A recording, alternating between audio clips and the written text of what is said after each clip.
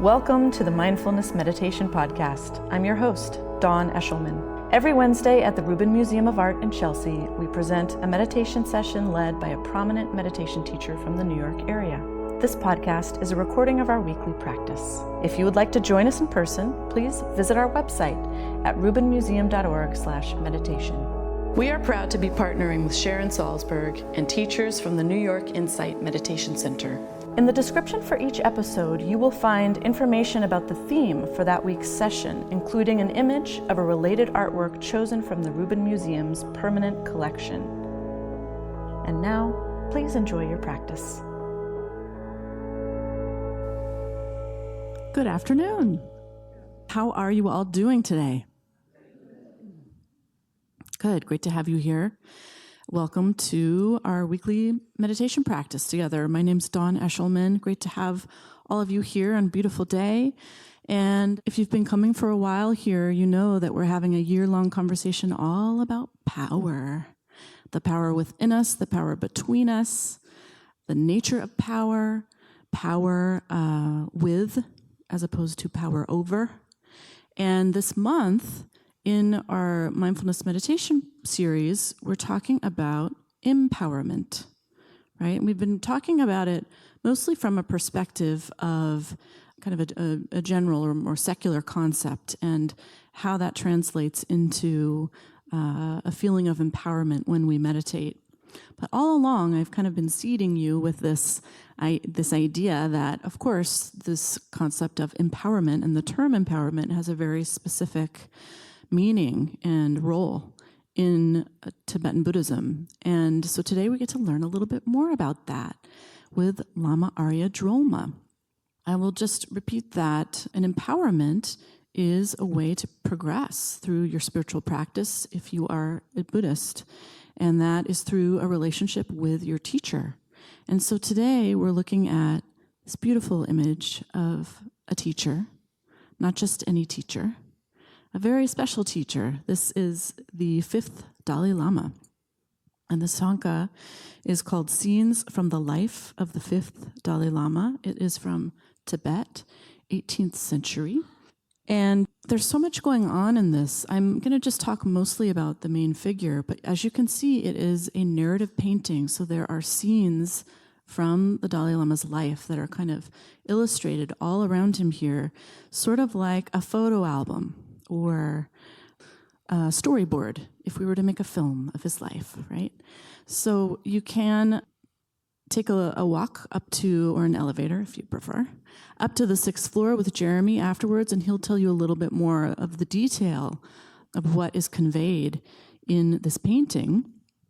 But we'll focus on the main figure, the Dalai Lama, this very important teacher, often known simply as the Great Fifth, really because he was just very, very had a lot of political prowess and religious importance, and was renowned for unifying Tibet in 1642, and was really integral to the creation of that Tibetan kind of national identity that really had a strong relationship to this model of the Lama and the Dalai Lama.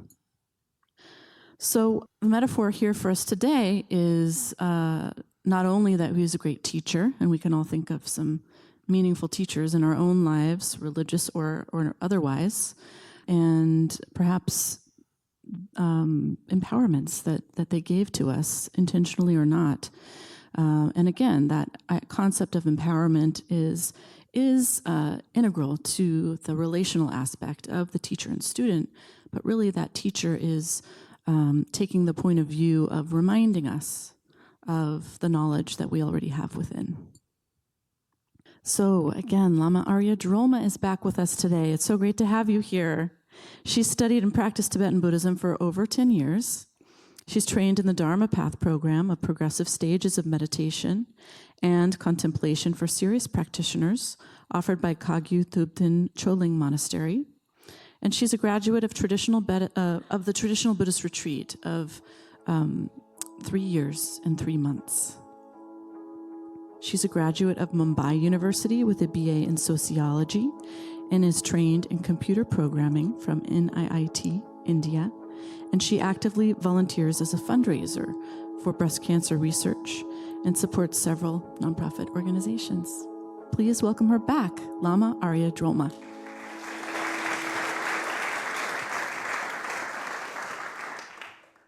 Hello and welcome everyone. Thank you all for coming in today. I'm so happy to be here with you all. And thank you, Dawn, for the lovely introduction. I see a few newcomers here. Wonderful to have you all here. Welcome. I assure you the session is going to be mindfulness meditation session is going to be very easy to follow. And then we have Q&A, and so feel free if you have any questions or any thoughts to share during the Q&A. And so today's artwork is the image with scenes from the life of the 5th Dalai Lama. So we all know the current Dalai Lama. He's got millions of followers all around the world, and he's also a Nobel Peace Prize winner in 1989. And I don't know if any of you all know that he's the 14th Dalai Lama, and there has been 13 previous incarnations before him. And the first Dalai Lama was born in 1391, and they're all believed to be the incarnations of Avalokiteshvara Chenrezig, the Bodhisattva of compassion. And the Dalai Lama comes from the unbroken lineage tradition. Like in ancient Tibet, there were several hundred kingdoms and tribes which had its own kings and chieftains. And basically, Dalai Lama was a person entrusted as a spiritual leader of the country, kind of a national protector who was like a peacemaker between hundreds of kingdoms and tribes in Tibet. So the Dalai Lamas were very important spiritual figures for many reasons, many reasons, and especially the 5th Dalai Lama. His name was Nawang Lobsang Gyatso in the 17th century and was symbolic for the unification of the state of Tibet.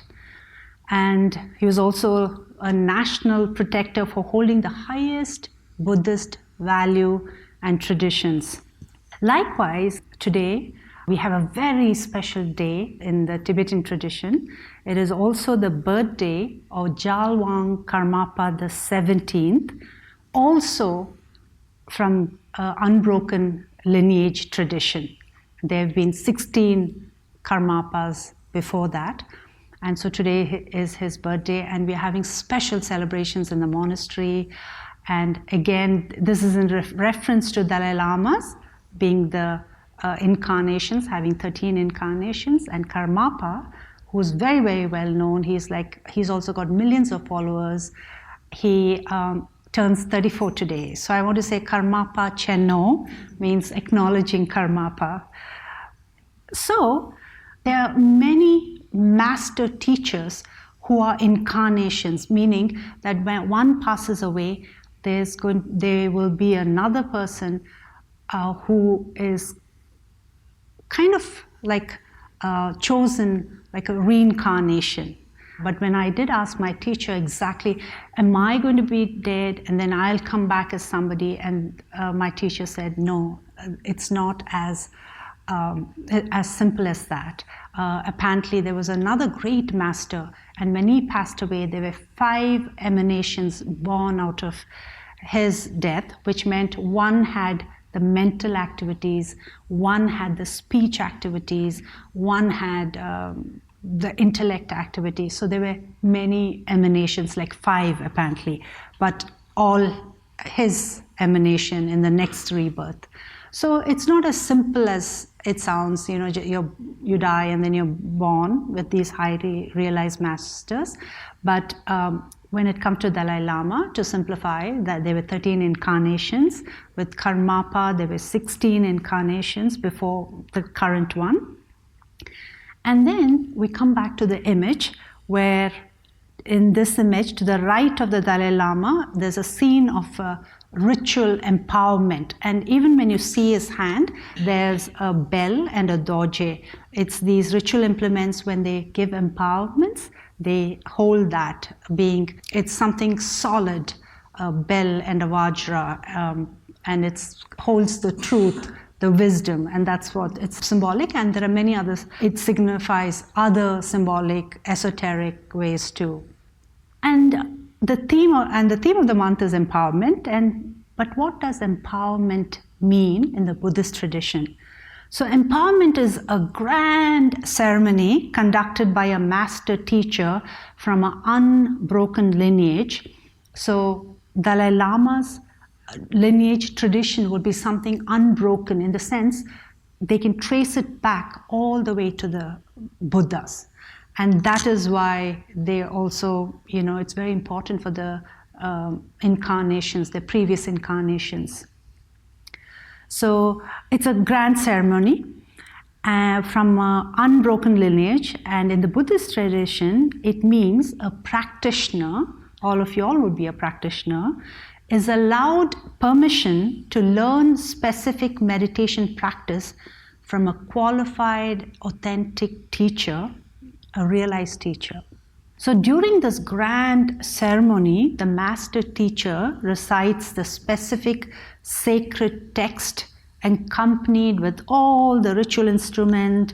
He also uses certain symbolic objects to touch the practitioner's head to show the individual that they have received the transmissions, and only then a practitioner can specifically practice certain meditation practice. For example, you or I may read a book and say, oh my God, I have all this written in this text, and I'm interested in doing this high practice, and I can do so. It's all in the text, but the answer is no. You need an initiation from a highly realized master, from a master which has an unbroken lineage. And I wondered, why is it so? Why the monopoly? But I think it was because they wanted the teachings to be authentic, passed on, authentic teachings. They wanted to keep it as they have received it. So when you go to most of these traditional Tibetan teachings, the master often reads from the text. And one of my teachers would also say, if he added something from his own thoughts, he would say so. These are what I'm sharing from my own thoughts, but they always read from the text. So the student will get the authentic teachings. And that's why I'm very grateful to have these authentic teachings, and I love sharing it with you all as well. So having received such an empowerment, it is essential to maintain the commitments. And so even as a student, I have a commitment. When the teacher gives you these authentic teachings, there are certain practices one should continue doing, and it's very, very disciplined. So that is called samaya, meaning that we don't break that commitment that we have both had during the empowerment, the commitment of doing the practice. So when I went to do my 3.5-year retreat program in the monastery, and there were many other students as well, our master teacher took us all the way to India. So we could get all the empowerments from His Eminence, Thai Situ Rinpoche, who lives in Bir in Himachal Pradesh, and he's got this most beautiful monastery. It's in Bir, and I think there are about 500, 600 monks who live there, students from little monks, all of them studying many things, math and astrology and traditional text. And so we went there especially to get empowerments for all the practices that we do in the 3.5-year retreat. So we stayed there for like 3 weeks, and the practice was every day we would go into the temple, the monastery, and there would be all the monks, about 500, 600 monks and all the lay people. And first they would have oral, Thai Sutta Rinpoche, the master, teacher would do an oral reading of the whole text, which are sometimes really, really thick. And then there would be a lot of rituals, and we would offer something called Drolma, means offering to all the deities. So we will not have any obstacles during that path. The obstacles are our own mental afflictions, laziness, somehow not able to do these high practices, even though we got. So this is very, very methodical. And for 3 weeks, we are in reverence. Sometimes we fast, and there's a lot of praying. So all the teachings, authentic teachings, are passed on to us from master to student. And why is the master so important? The master teacher is very, very important. It's almost like, it's like in reference to a boat that takes you across the river. You need a boat. So you need a master of unbroken lineage. So that's why the master teachers are very, very important. So like I mentioned, we spent 3 weeks there receiving all the teachings.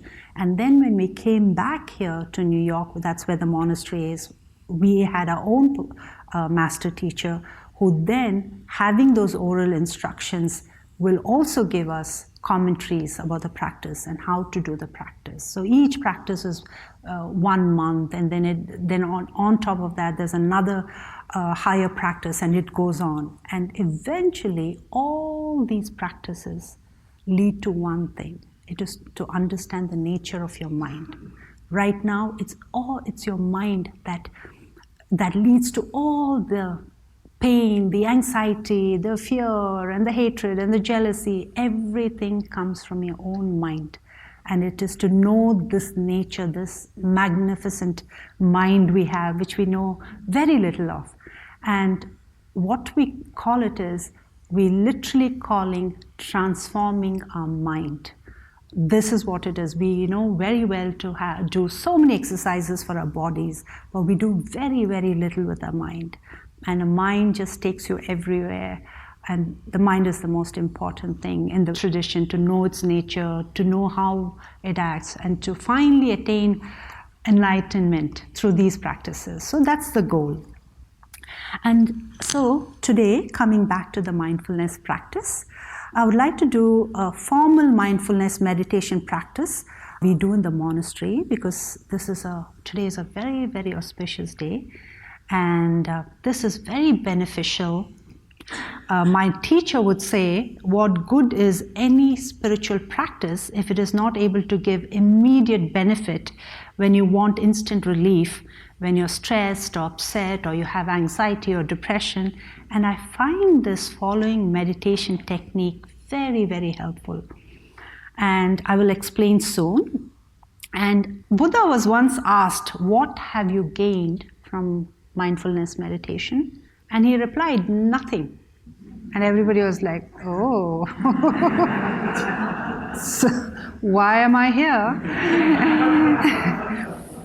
However, Buddha said, let me tell you what I lost.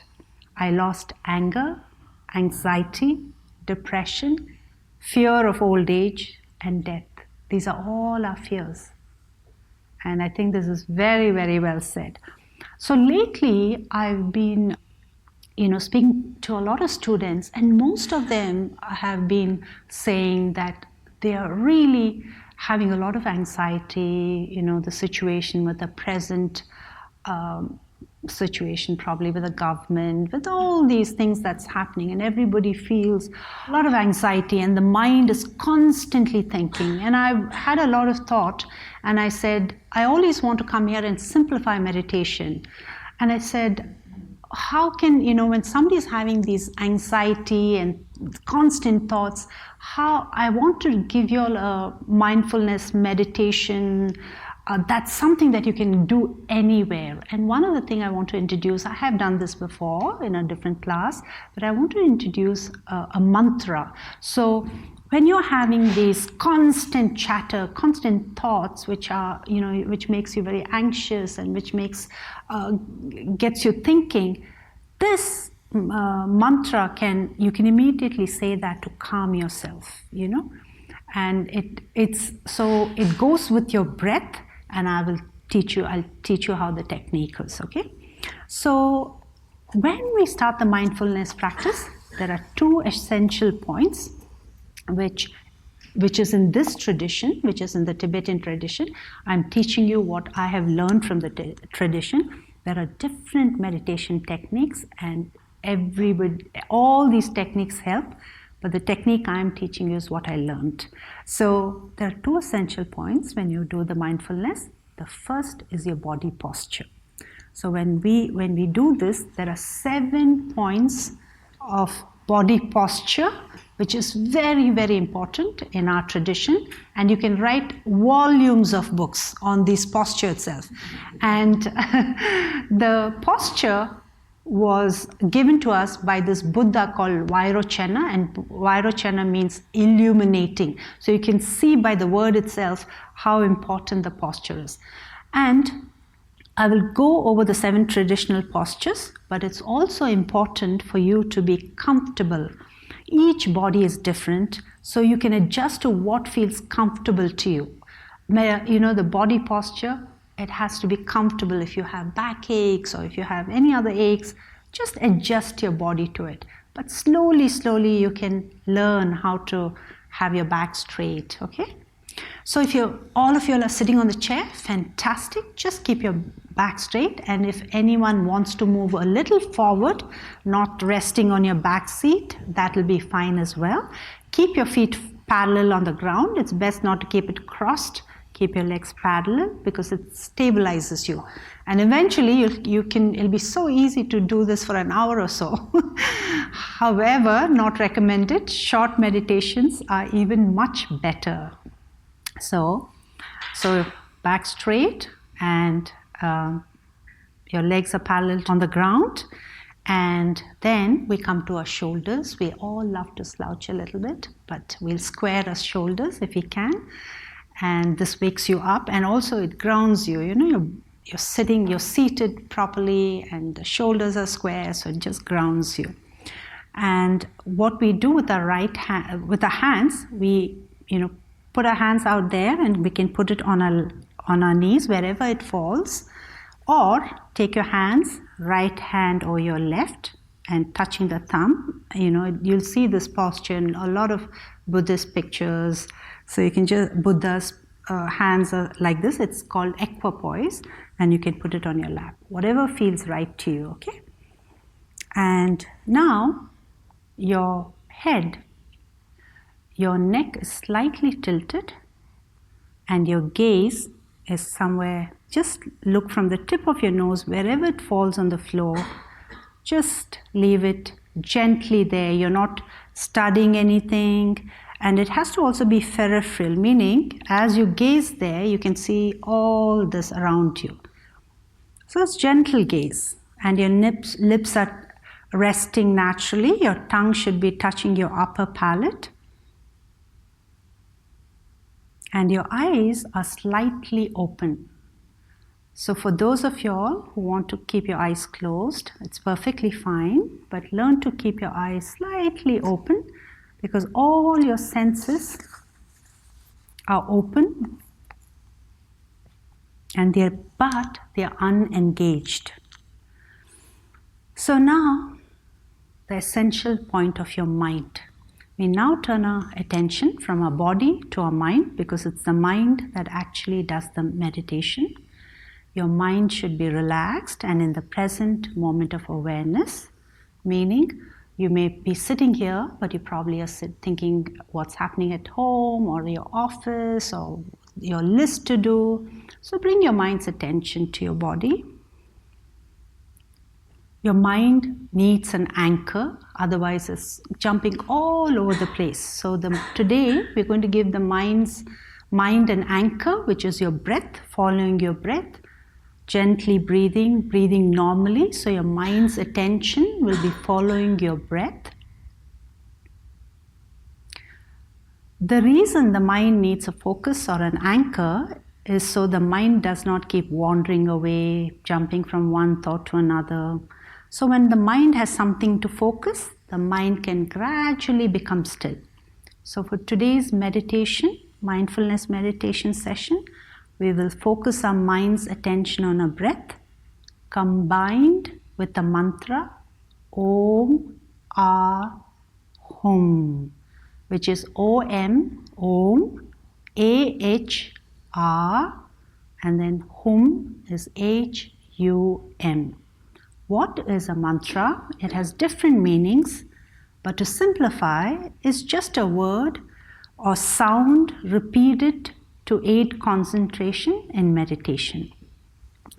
So I will explain how it's done. To start, let's all sit up straight and put your mind's attention on your breath, letting the breath be just as it is without trying to change or regulate it in any way, allowing it to flow easily and naturally with its own rhythm and pace.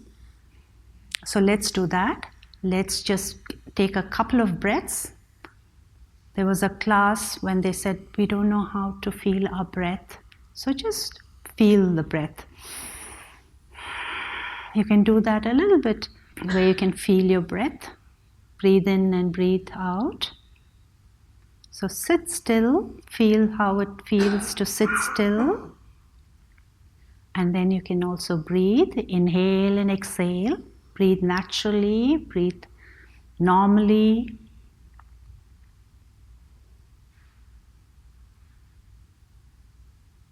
And now we can combine the mantra Om, Ah, Hum with your breath, like so.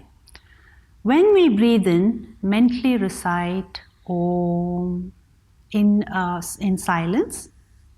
Mentally recite. When we breathe in, mentally recite Om. When your breath is inside the body, mentally recite Ah, which is A-H. And as you breathe out, just recite Hum, H-U-M. And all this is mentally recited.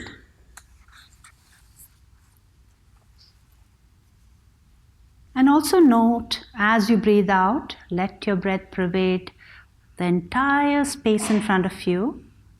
And then just rest in that present moment of awareness. So we'll have short sessions. And I'll guide you through this. Relax. As you breathe in, mentally recite Om. And when the air is inside the body, there's a gap. Mentally recite Ah. And as you breathe out, mentally recite Hum. And this is all done effortlessly. It'll be something like breathing in Om. There's a slight gap, Ah. And then when you breathe out, Hum. Om, Ah, Hum. And however your breath is, just integrate this.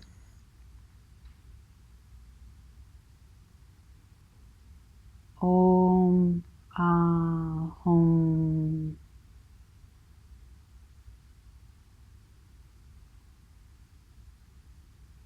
And as you breathe out, let your breath fill the entire space in front of you. And just rest in that present moment of awareness. Putting all your attention on your breath and the mantra Om, Ah, Hum.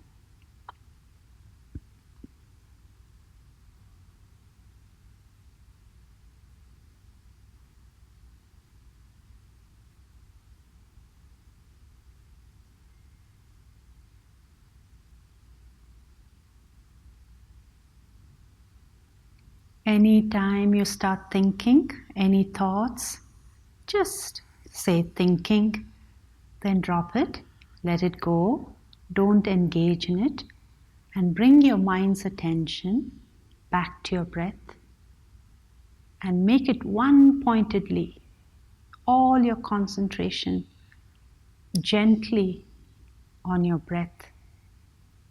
Inhale with Om, Ah, hum as you breathe out, according to your own rhythm.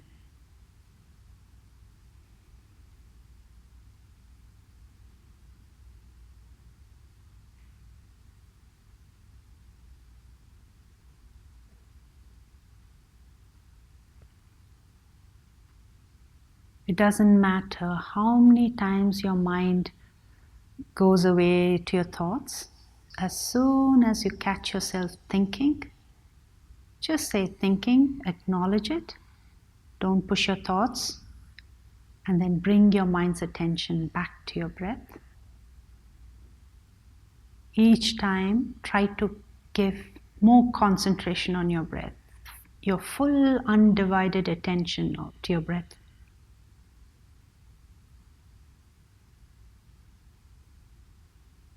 Om, ah, hum.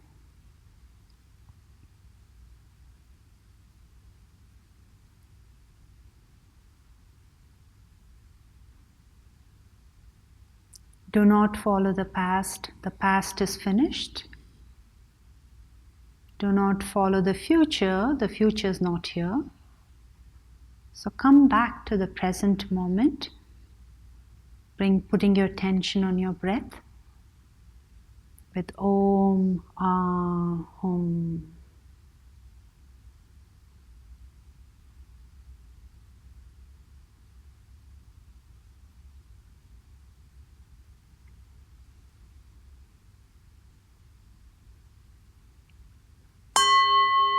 Relax a little bit now. So you can stretch a little bit like this. Feel free to move a little bit if you feel like coughing or clearing your throat. It's totally all right during meditation.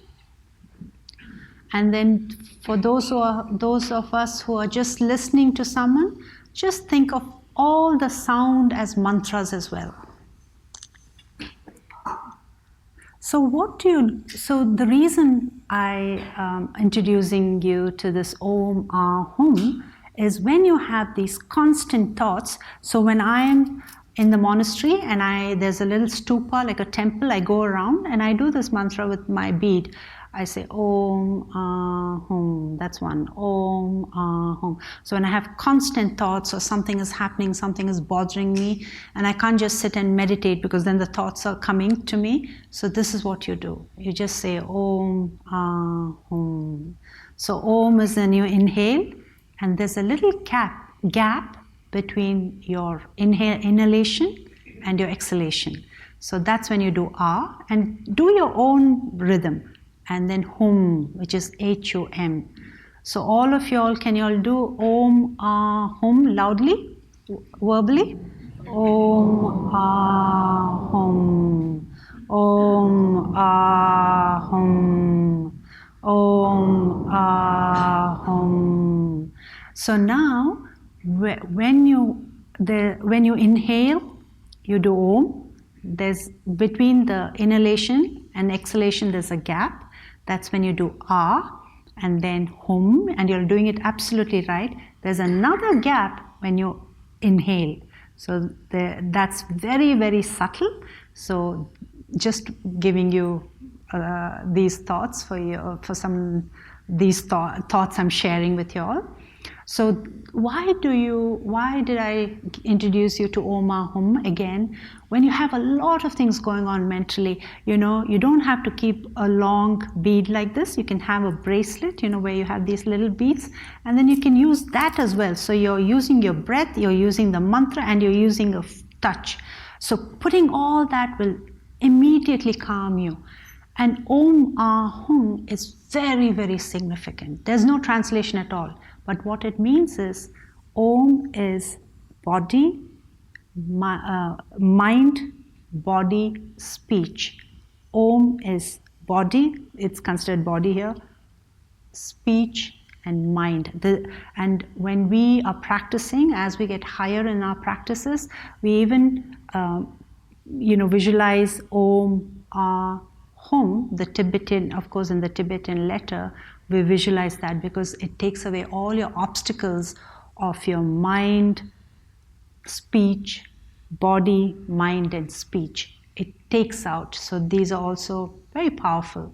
But to just keep it simple, it's good to concentrate on these 3 letters, Om, Hum, and it'll calm you. And this is a practice, you just can't do it one time and get results. It's something you do all the time. It's training your mind. That's what we do.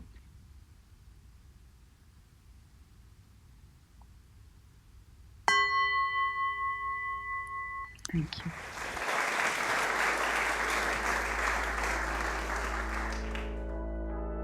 That concludes this week's practice. If you'd like to attend in person, please check out our website, rubinmuseum.org/meditation, to learn more. Sessions are free to Rubin Museum members, just one of the many benefits of membership. Thank you for listening. Have a mindful day.